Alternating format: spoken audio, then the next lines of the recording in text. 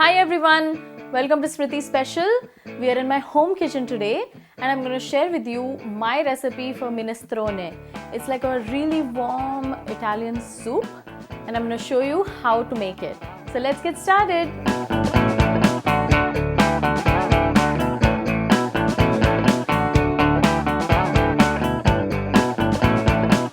Now this is a soup which you want to make maybe over the weekends or something because it will take some time to prepare, but what I do is to make big batches of it and then even freeze it for days when I don't want to cook a lot. So the first thing we need to do is to make our roasted tomatoes. For this, what I have here is nice red tomatoes, and when the tomatoes are really fresh, then I don't cut this part. If they are a little bit old, then I would cut this part off. So I'm just going to give it incisions like this. I'll show you one more time, just like this. Okay, be careful with your knife though. You just want to cut this like so, and then of course get rid of any like holes or any blemishes that you feel like. Of course these tomatoes are washed. Okay, beautiful. Now I'm going to put a little bit of olive oil on each, just a little. Okay, and then some salt on each. Okay, and then a little bit of pepper. This is just some freshly ground pepper. Now, why we cut this is because we want these spices, as in pepper and salt, to get in to the tomato, okay? The reason that we are not cutting these, like chopping these up, is because I want all the juices to kind of caramelize and stay inside the tomato so that everything is just locked in, okay? So I'm going to put this in a preheated oven at 250 degrees Celsius for about an hour and a half, or until it's nicely shriveled, and then I'll show you what it looks like. Now after about an hour and a half, this is what it's going to look like. As you can see, all the nice juices, it's down there, and never throw away this part because this is where all the delicious flavors are, okay? Now what I'm going to do is to cool this down completely, then I'll puree it and then I'll sieve all the skin. As you can see, this skin is not nice to eat. This one which just peels off like this. So by sieving it, all the skin and the seeds will be sieved out as well, and we will be left with a delicious pure puree.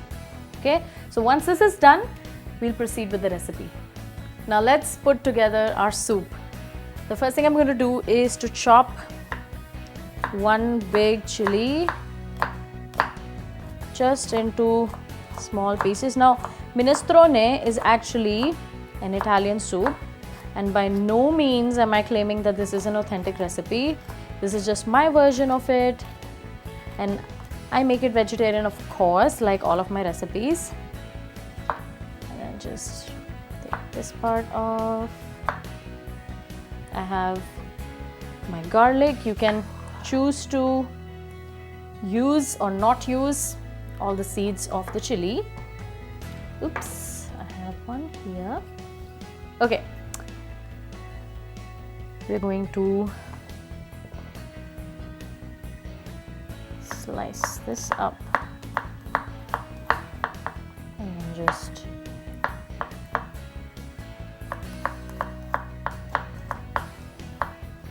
you can puree it if you want, but I like this soup to be really nice and garlicky. You can reduce any spices that you want, and then you just give this a rough chop. Okay, now let's begin with our soup. What I have here is a pan in which I'm going to add some olive oil. Now you don't want to use extra virgin olive oil for this. You want to use like a cooking olive oil. Okay. To this, I'm going to add my chilies. Awesome. And then all of the garlic. Right, let me get this out of the way. Just stir it around. Now to this, I'm also going to add, here is my rosemary.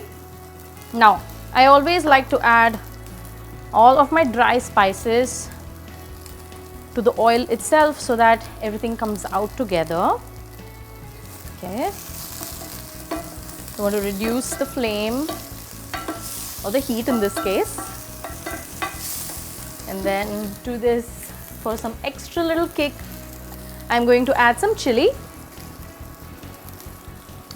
This is just some dried chili flakes. Okay, that's out of the way. And then we are going to add some chopped onion.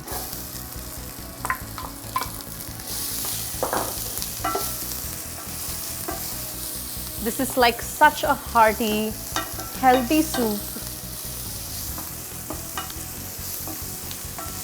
It's really chunky, you know, and it's a meal in itself. It really is, trust me, because it has all the veggies, it has some protein in the form of the beans that we're going to add later, and then it also has some pasta. So it has carbs, it has veggies, it has protein, everything in one bowl. Okay, so as you can see, this has softened. To this we are going to add all of our veggies. So the carrot,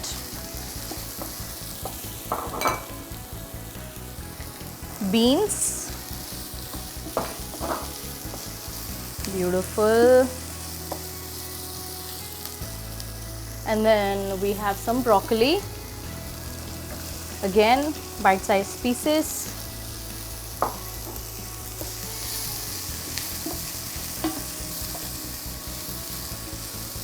Now we have to let this cook for about 10 minutes or so. I'm going to add a little splash of water to this, and then I'll show you what to do next.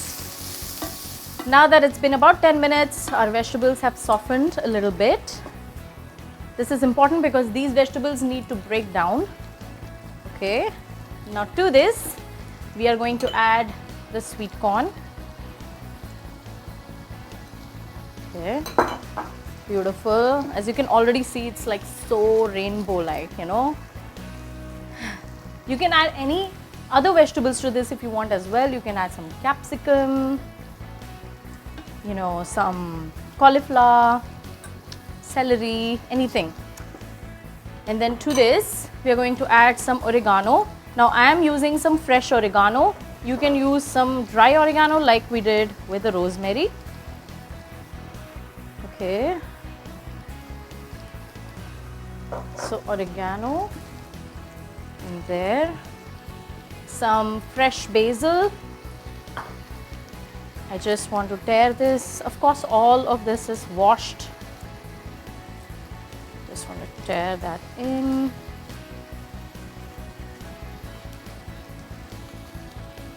Now to this, I'm going to add a little bit of water just for the veggies to cook together. And then I'm going to add a splash of red wine. Now you don't have to add red wine if you don't want to. I understand that not everybody would have this at home. So I'm going to add a good cupful. This gives this soup a really nice deep flavor. Try and use a dry red wine instead of like a sweet red wine. Beautiful. At this point, we are going to add some salt. Okay, some pepper. Okay, now I like my dishes to be nice and peppery. You can definitely add lesser if you want. Okay,